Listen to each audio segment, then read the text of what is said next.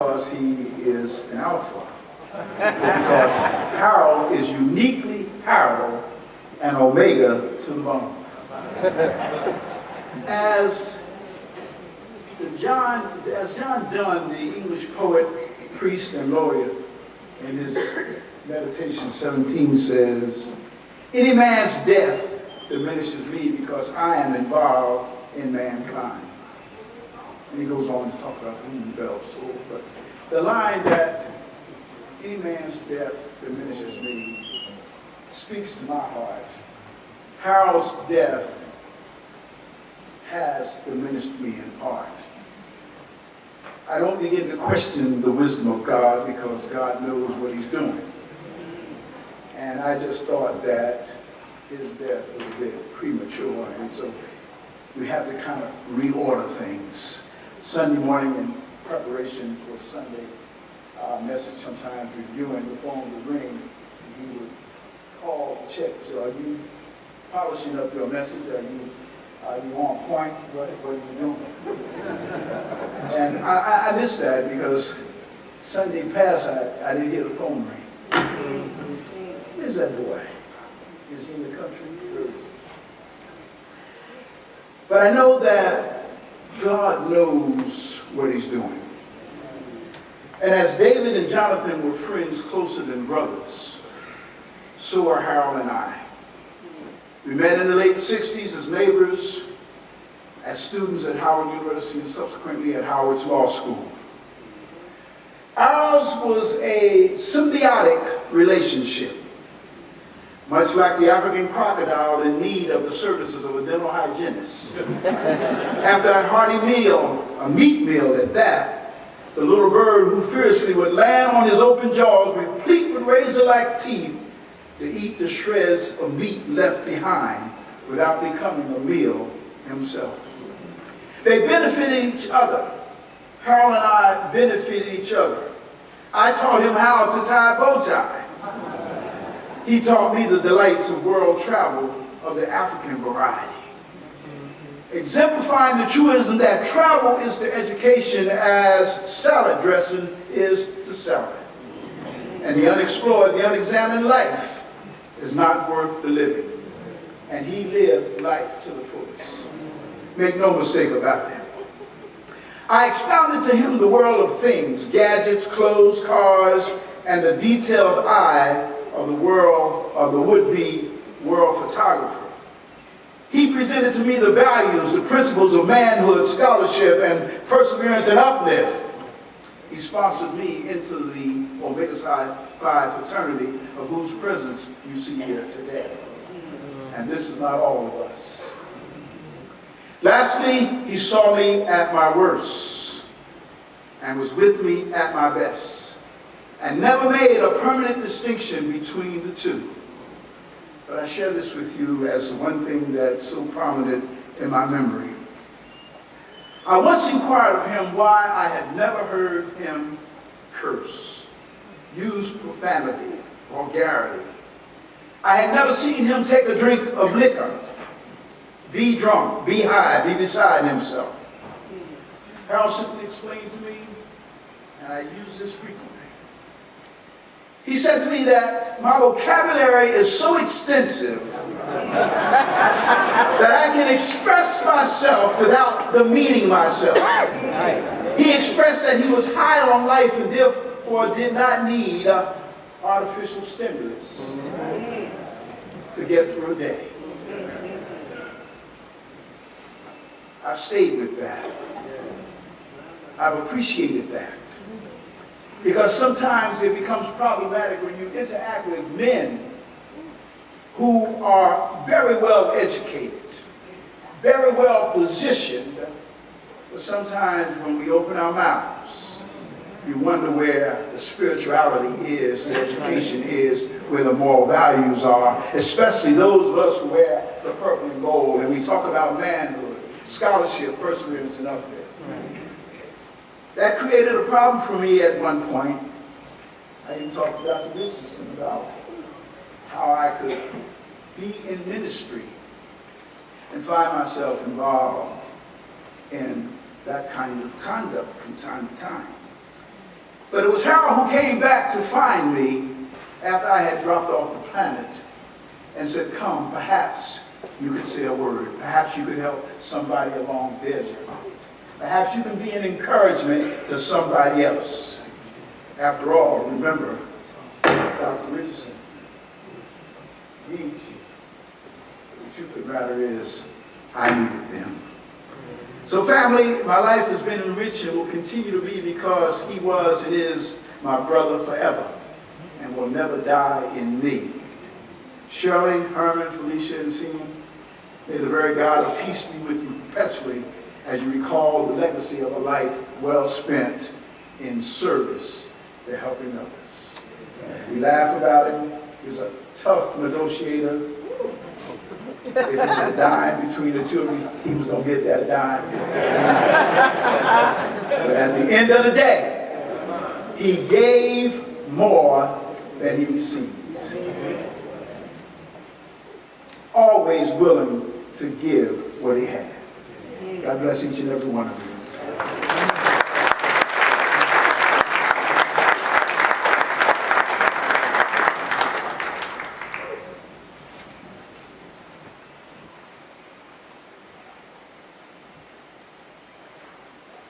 Friendship is indeed essential to the soul. This time I'd like to bring before you Dr. Gaynell Henderson.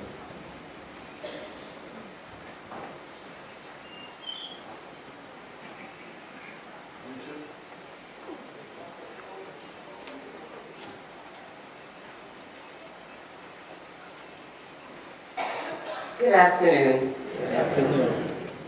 I'm here to just share with you, if I can get through this,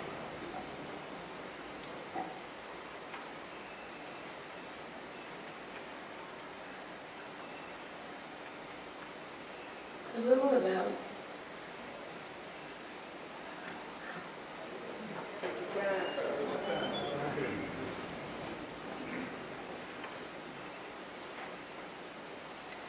Harold and working with him.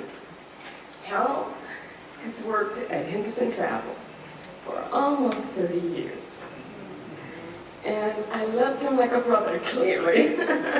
And sometimes it takes losing someone, unfortunately, to really understand how much he means to you.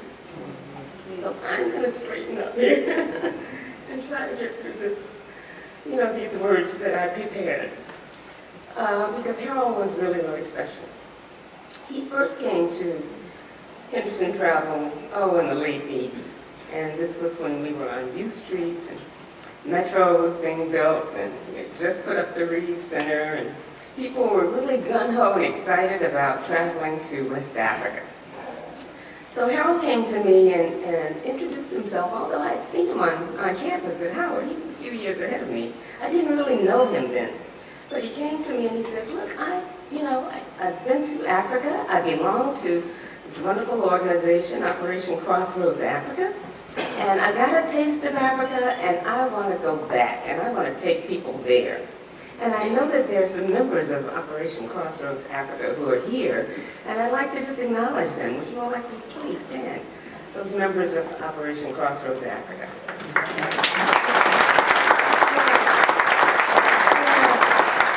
A wonderful organization that encourages our young people to go back to Africa, as it did with Harold.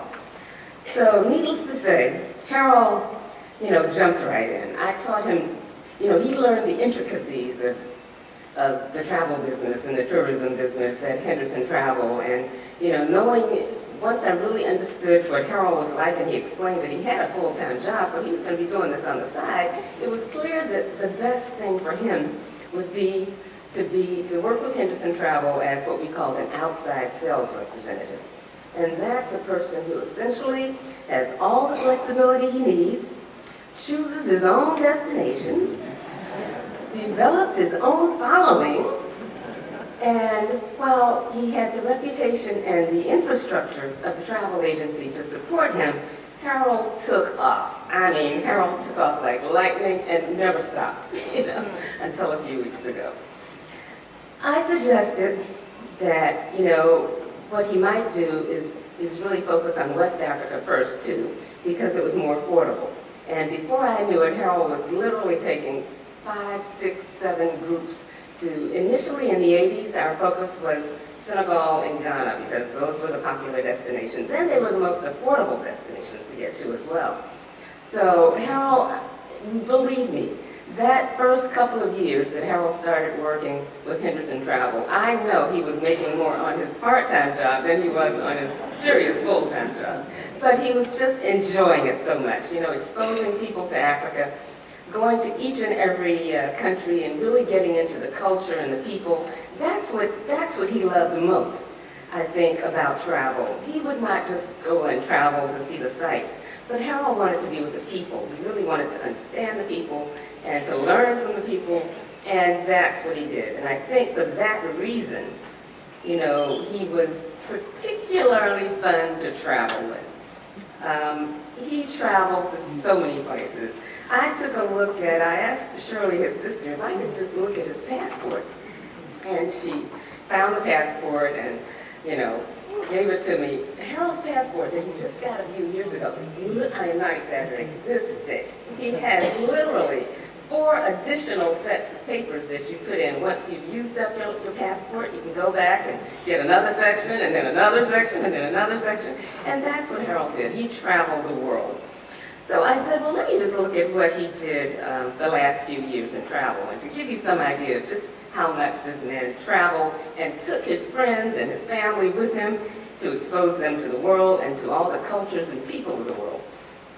In 2016, this year, and the year's not over, he traveled to Vietnam, Cambodia, Ghana, Senegal, El Salvador, South Africa, Zambia, Zimbabwe, and I think Cuba. I think Cuba too, yeah, Cuba too. So as only Harold could do, he was traveling the world, buying art and artifacts while he learned about the people and the culture of those different languages, of the different worlds and lands, and always bringing back huge suitcases full of interesting things that he would not only sell, but just also share with friends and family. While simultaneously, I mean, his other ulterior motive was always simultaneously to entice people to travel with him the next time he took off. That's right, Harold jumped right into travel and tourism and totally immersed himself in the people and the culture of each and every country he visited, and easily motivating others to travel with him. During the time of the, I think mostly during the 80s, when many of you may remember Air Afrique Airlines, we were doing mostly tours to Senegal, Ghana, Cote d'Ivoire, and the Gambia. And Senegal in particular was Harold's favorite country. You know, he would go to Senegal, even now in 2016, I think he's been to Senegal at least 2 times.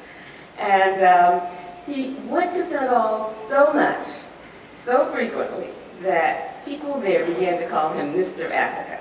And they not only referred to him as Mr. Africa in Senegal, but also in an association that we belonged to for many, many years. Harold belonged to the Africa Travel Association for at least 20 years. And again, they're members of the Africa Travel Association who are here, and I'd like you to just stand and be acknowledged as well, who were good friends of Harold's. Please stand, those of you. I know I saw others. Yes. Right.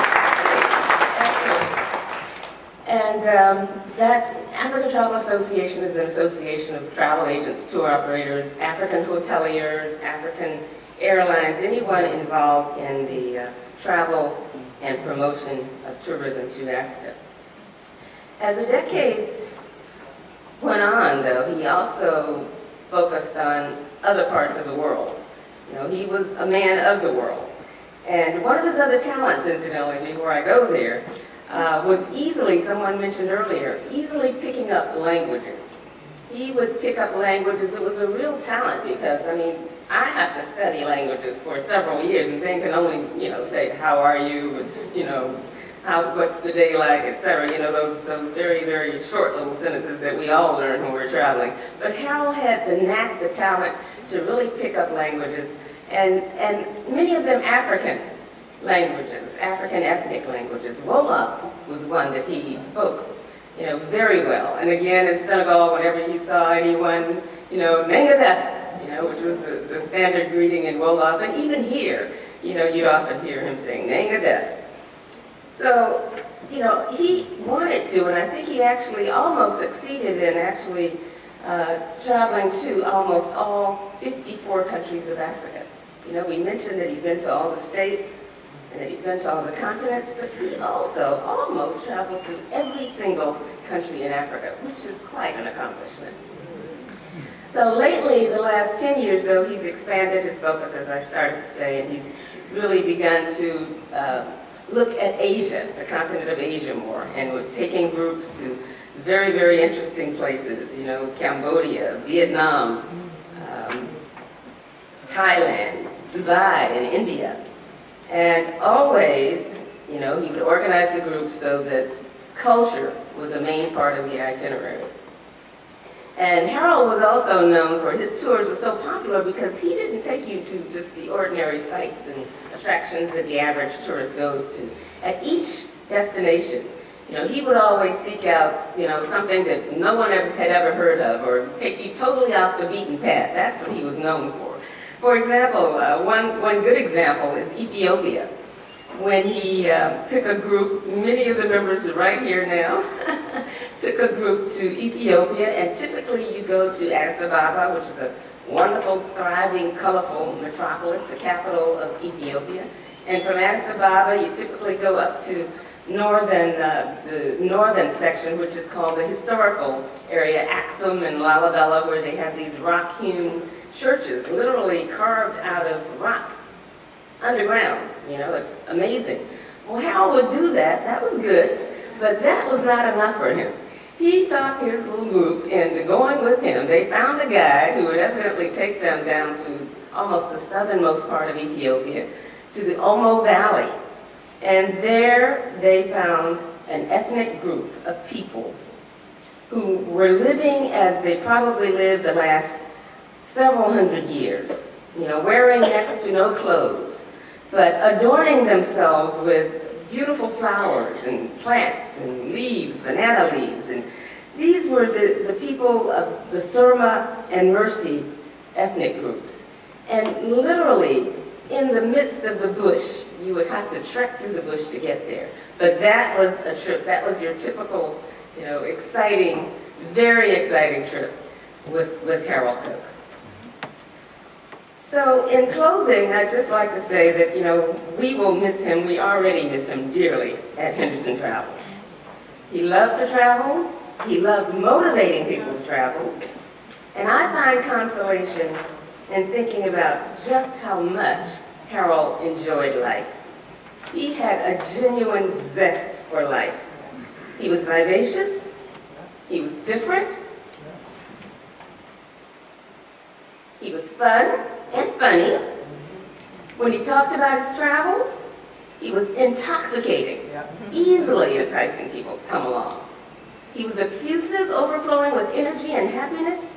His personality was unique, charming, warm, down to earth. Harold was Harold, and we will miss him dearly. All right. Thank you.